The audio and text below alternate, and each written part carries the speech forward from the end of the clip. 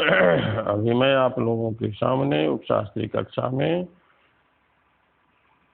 प्रस्तुत हूँ। आज मुहूर्त चिंतामणि के संस्कार प्रकरण में क्षत्रियाणाम छूड़िका बंधन मुहूर्तः, क्षत्रियाणाम छूड़िका बंधन मुहूर्तः, इसको मैं पढ़ाने जा रहा हूँ। विचैत्र व्रत मासादो विभौ मास्ते विभूमिजे क्षूरिका बंधनम सस्तम नृपाणाम प्राग विवाहतः। विभौ मास्ते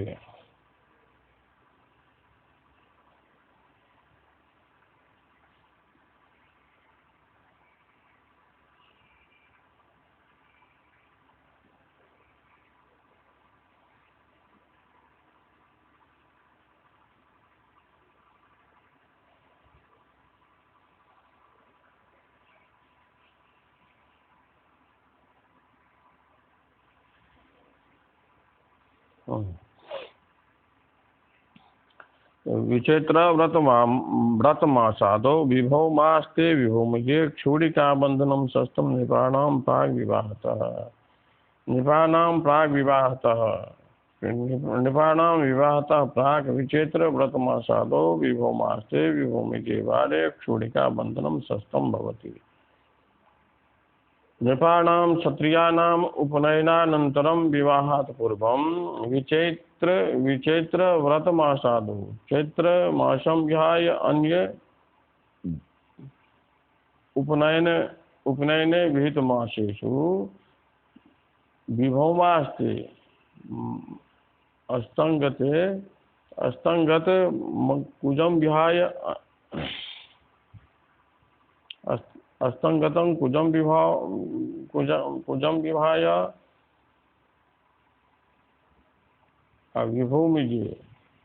विभूमिजे मंगलवारम अपि विहाय क्षत्रियाणाम छूलिका बंधनम प्रशस्तं भवति। अर्थात यदा कुजः उदयः स्यात्, कुजम मंगलवारम विहाय अन्य तिथिषु उपनयने विहित तिथि दिन मास तिथि दिन नक्षत्रेषु क्षूरिका बंधनम करणीयम्। नृपाणाम उपनयनानंतरम विवाहतः प्राक् मंगलवारम विहाय अन्य वारेषु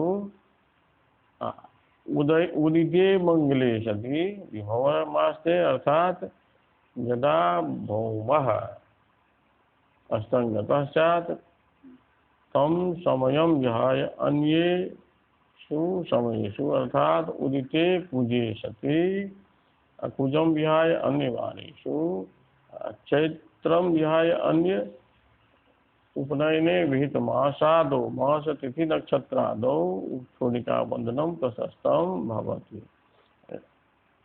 अर्थात क्षत्रियों के उपनयन के बाद विवाह से पूर्व उपनयन में विहित चैत्रादि मास, चैत्र मास को छोड़कर उपनयन में विहित अन्य मास तिथि दिन नक्षत्रों में जब मंगल अस्त हो उस समय को छोड़कर, अर्थात मंगल के उदित रहने पर और विभूमिजे मंगल दिन को छोड़कर अन्य दिनों में उपनयन में जो विहित दिन है उन दिनों में छूरिका बंधनम प्रशस्तम, छूरिका बंधन प्रशस्त कहा गया है।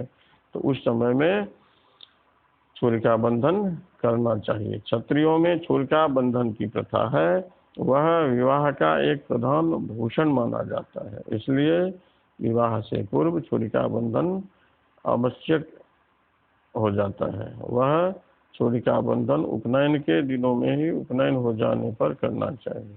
ये शांत कर्म और समावर्तन का मुहूर्त अगले श्लोक में है। ये शांतम षोडशे वर्षे चौलोक्त दिवसे शुभम व्रतोक्त दिवसादो ही समावर्तन मीष्यते।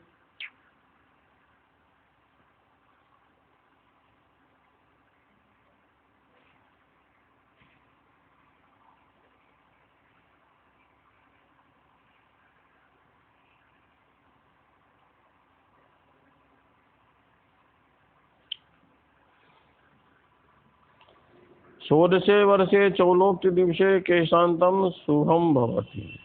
षोडशे वर्षे जाते बालानाम केशांतं कर्म केशांत कर्म चौलोक्त दिवसे उपनयनादि मुहूर्ते मुंडनादि मुहूर्ते उपनयनादि मुहूर्ते केशांत कर्म करणीयम तथा च व्रतोक्तादि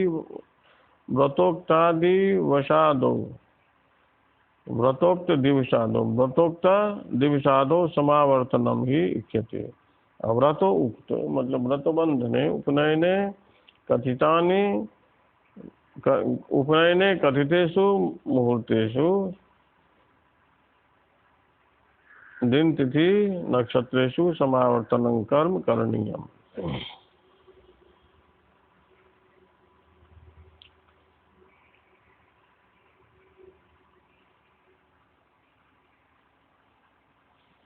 उपनयन के बाद ब्रह्मचर्यावस्था में रहने पर ब्रह्मचारियों का केश छेदन निषेध होता है। तो केश छेदन निषेध होने के कारण ब्रह्मचर्य के समाप्त होने पर केश छेदन किया जाता है, उसी को केशांत कर्म कहते हैं। और केश छेदन के बाद ब्रह्मचारी अपने घर लौट जाते हैं, गृहस्थाश्रम में लौट जाते हैं। तब वह गृहस्थाश्रम में प्रवेश करते हैं, ब्रह्मचर्य का परित्याग करते हैं और गृहस्थ धर्म का प्रारंभ वहां से किया जाता है। तो वह भी प्रत्येक द्विजाति के लिए, प्रत्येक ब्राह्मण क्षत्रिय वैश्यों के लिए अलग अलग काल में कहा गया है। जैसे मनु का मत इस तरह से है, केशांतम 16 वर्षे ब्राह्मणस्य विधीयते राजन्यबंधोर 22 वैश्यस्य 2 ततः। अर्थात ब्राह्मण का केशांत कर्म 16वें वर्ष में होता है, राजन्य क्षत्रिय का केशांत कर्म 22वें वर्ष में होता है और वैश्य का केशांत कर्म उससे 2 वर्ष अधिक मतलब 24वें वर्ष में किया जाता है।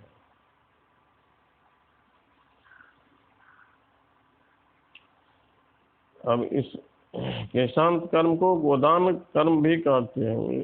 इसके बाद समावर्तन कर्म की समाप्ति होती है। उसके बाद गृहस्थाश्रम में लोग प्रवेश करके उस विवाह आदि कर्म करते हैं। इसमें आचार्यों का इस तरह से मत है कि अधित्य वेदांश्च तदर्थ शास्त्रान्यभ्यस्य लब्ध्वा स्वगुरोरनुज्ञाम् पूजात् समावर्तन कर्म पश्चात् गोदानता पाणिनिभेद नाथ प्राक। अब कहते हैं कि जब वेदादि शास्त्रों का ब्रह्मचर्याश्रम में रहकर, गुरु के समीप में रहकर वेदादि शास्त्रों का विधिवत अध्ययन हो जाता है और गुरु की आज्ञा मिल जाती है कि अब आप विद्या बुद्धि में पारंगत हो गए हैं, निष्णात हो गए हैं, अपने परिवार को चलाने के योग्य हो गए हैं, तो अब आप अपने आश्रम में लौट करके, अपने पिता के आश्रम में लौट करके, गृहस्थाश्रम में लौट करने की योग्यता को प्राप्त कर चुके हैं। अब आप जा सकते हैं। तब गुरु की आज्ञा लेकर के समावर्तन कर्म, गोदान, ये सब कर्म सब करते हुए और अपने परिवार में जाते हैं। उसके बाद विवाह आदि कर्म करते हैं।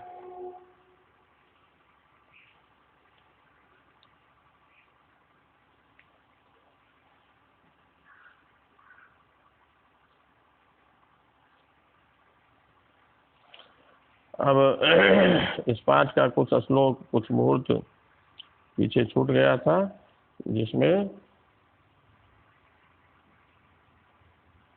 साधारण छोड़कर मुहूर्त, उसमें निषिद्ध काल, दाढ़ी बनाने का मुहूर्त, क्षौर कर्म में वर्जित नक्षत्र, क्षौर कर्म में विहित काल,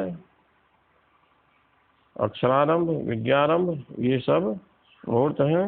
ये छूट गए थे, उसको मैं अब पढ़ाने जा रहा हूँ। अब ये केशांत कर्म के साथ ही उपनयन कर्म, संस्कार प्रकरण जो है यह समाप्त हो गया है। इस संस्कार प्रकरण में ही कुछ श्लोक को पढ़ाना पिछले पाठ में छूट गया था, तो उसको मैं अभी पढ़ाता हूँ। दंत क्षौर नख क्रियात्र विहिता चौलोदिते वारभे पातंग्यार रवेन विहाय नवमम घसरं च संध्यां तथा रिक्तां पर्वनिशां निराशन रणग्राम प्रयाणोद्यतो स्नाताभ्यक्त कृतासनैर्न हि पुनः कार्याहितप्रेप्सु हे पातंग्यारविन् नवमं घस्रं संध्यां तथा रिक्तां पर्वनिशां च विहाय अत्र चौलोदिते वारभे दंत क्षौर नख क्रिया विहिता अथ पुनः निरासन रणग्राम प्रयाणोद्यत स्नाताभ्यक्त कृतासनहि हितप्रेप्सुभिः जनहि दंत क्षौर नख क्रिया नहीं कार्या।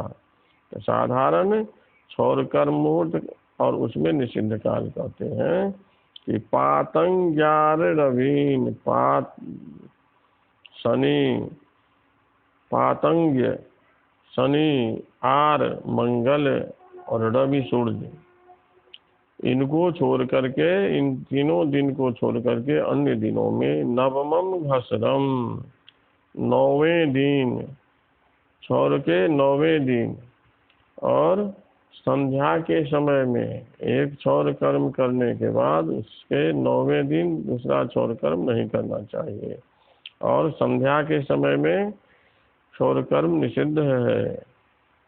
रिक्ता तिथि में भी क्षौर कर्म नहीं करना चाहिए। पर्व तिथियों में चतुर्दशी, अष्टमी चैव अमावस्या च पूर्णिमा, चतुर्दशी, अष्टमी, अमावस्या, पूर्णिमा और सूर्य की संक्रांति, ये पर्व तिथियां हुई। तो रिक्ता तिथि के साथ साथ पर्व तिथियों में भी क्षौर कर्म निषेध कहा गया है। पर्व तिथि और निशा रात के समय में विहार, इन सबों को त्याग करके इन सबों में क्षौर कर्म निषिद्ध है। उसके बाद कहते हैं इन सबों को छोड़कर चौलोदिते वार में, चौल में अर्थात मुंडन में जो कथित दिन है, नक्षत्र है, दिन नक्षत्र है, तो उसमें दंत क्षौर नख क्रिया विहिता, मुंडन में कहे गए तिथि दिन नक्षत्रों में दांत साफ करना चाहिए, दंत क्षौर करना चाहिए, हजामत बनाना चाहिए और नख काटना चाहिए, ये शुभ होता है। अब कहते हैं पुनः निरासन रणग्राम प्रयाणोद्यतः स्नाताभ्यक्त कृतासन हित प्रेप्सुभिः जनहे दंत क्षौर नख क्रिया नहीं कार्या। तो हित प्रेप्सुभिः जनहे, अपने हित चाहने वालों को निरासन, आसन के बिना, बिना आसन, लड़ाई, रण, ग्राम प्रयाण, किसी गांव से प्रयाण करने पर, प्रयाणोद्यत स्नाताभ्यक्त, स्नान करने के बाद, स्नाताभ्यक्त कृतासन, स्नान करने के बाद, तेल लगाने के बाद, और स्नाताभ्यक्त भोजन करने के बाद, ये दंत क्षौर नख क्रिया नहीं करनी चाहिए। तो यहाँ पर विशेष बात कहे हैं कि अपनी हित चाहने वाले व्यक्ति बिना आसन के, बिना बैठे हुए, बिना स्थिर होकर के बैठे हुए, बिना लड़ाई के, लड़ाई और किसी ग्राम से प्रयाण करने के समय में, उसके बाद स्नान करने के बाद, तेल लगाने के बाद और भोजन करने के बाद ये दंत नख और क्षौर क्रिया नहीं करनी चाहिए, ये वर्जित है, ये काम इस समय में वर्जित होते हैं।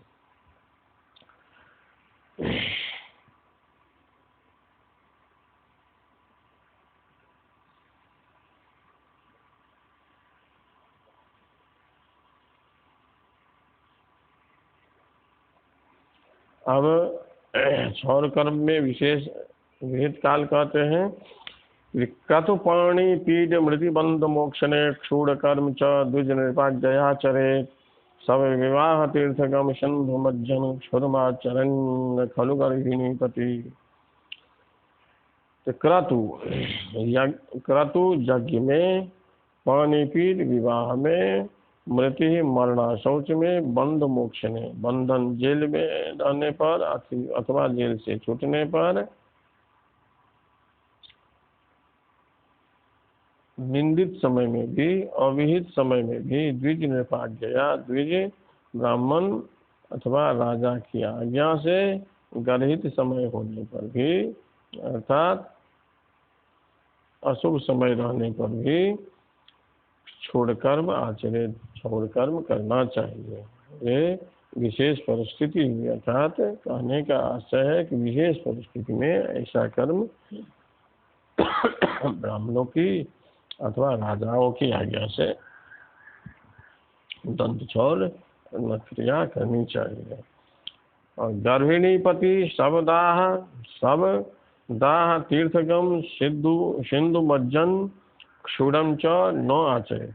जिस व्यक्ति की स्त्री गर्भवती होती है वह व्यक्ति शवदाह में भाग नहीं ले, तीर्थाटन नहीं करें, सिंधु में स्नान, समुद्र में स्नान नहीं करें और क्षौर कर्म नहीं करें। जैसे जिस व्यक्ति की स्त्री गर्भवती हो वह पुरुष मृतक का वन, मृतक को उठाना, उसको जलाना, तीर्थ की यात्रा करना, समुद्र में स्नान करना और क्षौर कर्म करना, ये सभी उनके लिए वर्जित है। तो इनको ये सभी काम नहीं करने चाहिए। गंगायां भास्कर क्षेत्रे माता पित्रोर्मृते हनि आदाने सोमपाने च खट्सु क्षौरं विधीयते। राजकार्यन युक्तानां नटानां रूपजीविनां समश्रु रोम नखच्छेदे नास्ति काल विशोधनम। इन वचनों से तीर्थ में, माता पिता के वार्षिक श्राद्ध में, गर्भाधान में, मद्य पीने पर एवं राजा के नौकरों को, नटों को, बहुरूपियों को क्षौर कर्म में मुहूर्त देखने की आवश्यकता नहीं है।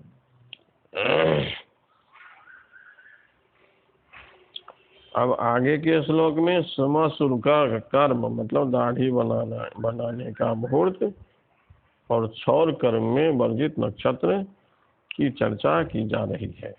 निपाणाम हितं क्षौरभे श्मश्रु कर्म दिने पंचमे स्योदयेव।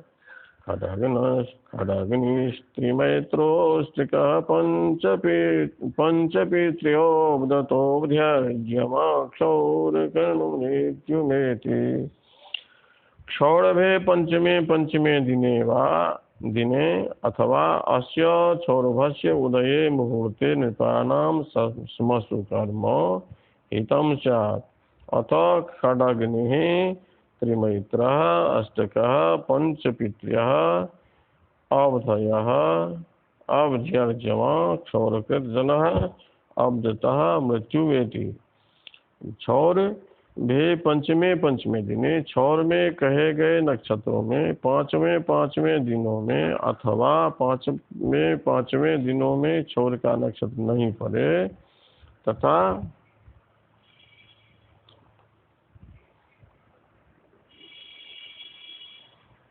नक्षत्र के उदय में राजाओं को श्मश्रु कर्म कराना, दाढ़ी बनाना शुभ होता है। जिसके क्षौर कर्म में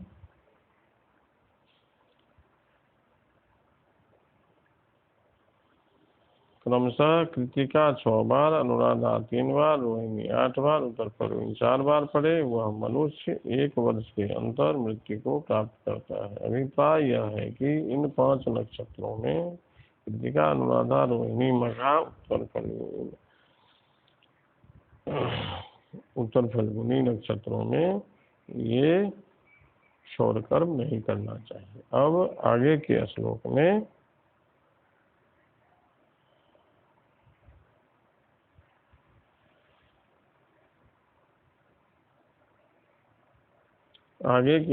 में अक्षरारंभ मुहूर्त की चर्चा की जा रही है। गणेश विष्णुवाग्रमः प्रपूज्य पंचमाब्दके तिथौ शिवार्घ्यदिग्विकट सरहत्रिकेरवाबुदक लघुश्रवो नीलान्त्यभादितेश तक्षमित्रभे चरोण सत्तनौ शिशोर्लिपिग्रहः शतां दिने पंचमाब्दके रवौ उदक उत्तरायणं गते शिवार्घ्यदिग्विकट सरहत्रिके तिथौ लघुश्रवो नीलान्त्यभादितेश तक्षमित्रभे चरोण सप्तनौ शतां दिने गणेश विष्णुवाक् गमाः प्रपूज्य शिशोः लिपिग्रह अक्षर लेखनारंभ शुभ स्यात्। अब कहते हैं कि जब शिशु को 5 वर्ष हो जाए, 5 वर्ष को पूर्ण कर ले, 6ठा वर्ष में प्रवेश कर जाए, तब रबौ उदक उत्तरायण में जब सूर्य हो, कर्क में जब रवि मकरे रवि जब हो जाए, तब उसके बाद शिवार्क दिग्विकट शिव एकादशी, अर्क द्वादशी, दिग दशमी, द्वितीया, खट षष्ठी, शरत्र के पंचमी और तृतीया, इन तिथियों में लघु श्रवो नीलांतिभा द्वितीय तक्ष मित्र भे लघु हस्त अश्विनी पुख्य अभिजीत श्रवणा अनिल स्वाति अंत्य रेवती अदिति पुनर्वसु ईश आर्द्रा तक्ष चित्रा मित्र अनुराधा, इन नक्षत्रों में चरोण सत्तनौ चार संज्ञक लग्न को छोड़कर अर्थात मेष कर्क तुला मकर इन लग्नों को छोड़कर अन्य लग्नों में, अन्य शुभ लग्नों में अर्थात वृष मिथुन कन्या धनु मीन, इन लग्नों में शताम दिने शुभ ग्रह से दिनों में अर्थात सोम बुध बृहस्पति शुक्रवार में गणेश विघ्न नाशक, गणेश विघ्नहर्ता, गणेश सृष्टि के पालन करता भगवान विष्णु और विद्या बुद्धि की अधिष्ठात्री देवी सरस्वती, धन की अधिष्ठात्री देवी लक्ष्मी की विधिवत पूजा करके बालक को प्रथम अक्षरारंभ कराना चाहिए। ये अक्षरारंभ कराने का शुभ मुहूर्त हुआ। अब विद्यारंभ मुहूर्त कहते हैं कि मृगात करात श्रुतेस्त्रयेषु श्रीमूल पूर्विकात्रये गुरुद्वये मृगात करात श्रुतेस्त्रयेषु मूल पूर्विकात्रये गुरुद्वये विवेचितेऽग्नि खट्सरत्रिके शिवार्क दिग्दुके तिथौ ध्रुवान्त्यमित्रभे परे शुभैरधीतिरुत्तमः त्रिकोण केन्द्रगे स्मृतः। मृगात करात श्रुतेः त्रये अस्ति पूर्विकात्रये गुरुद्वये च नक्षत्रे अर्क वितशिते अहनि खट शरत्र के शिवार्क दिग्दुके तिथौ शुभग्रहे त्रिकोण केन्द्रगः अधीतिः उत्तमा स्मृताः परः अन्याचार्यः ध्रुवान्ति मृत्युभे अधीति उत्तमा स्मृताः। अब कहते हैं कि मृगात मृगशिरा से, करात हस्त से, श्रवणा श्रुते श्रवणा से त्रय 3 नक्षत्र अर्थात मृगशिरा आर्द्रा पुनर्वसु हस्त चित्रा स्वाति श्रवणा धनिष्ठा शतभिषा और अश्विनी मूल पूर्विका त्रय तीनों पूर्वा पूर्व फल्गुनी पूर्वाषाढ़ पूर्वाद्रपदा गुरुद्वय गुरु पुख्य आश्लेषा, इन नक्षत्रों में अर्क जीव वित्त है, अर्क रवि जीव बृहस्पति वित्त बुध सित शुक्र, इन दिनों में खट शरत्र के शिवार्क दिग्दुके तिथौ षष्ठी खट षष्ठी सर पंचमी त्रिक तृतीया शिव एकादशी अर्क द्वादशी दिग दशमी और द्वितीया तिथियों में शुभ है, शुभग्रह है, त्रिकोण केंद्र गए अदिति, त्रिकोण केंद्र गए शुभग्रह केंद्र और त्रिकोण भाव में हो। प्रथम चतुर्थ पंचम सप्तम नवम दसम भाव में से कहीं पर हो तो कहता है कि अदिति उत्तमा, इसमें अध्ययन करना, विद्यारंभ करना उत्तम माना गया है। और अन्य आचार्यों का मत है कि जितने श्री रामाचार्य जितना नक्षत्र कहे हैं उसके अतिरिक्त ध्रुवांति मित्र भेद, ध्रुव तीनों उत्तरारोहिणी अंतिरेवती मित्र अनुराधा, इन नक्षत्रों में भी अध्ययन करना, विद्यारंभ करना उत्तम माना गया है। इसके साथ आज का यह पाठ यहाँ पर समाप्त हो रहा है। इसमें कहीं किसी को जिज्ञासा हो तो उस जिज्ञासा को व्हाट्सएप के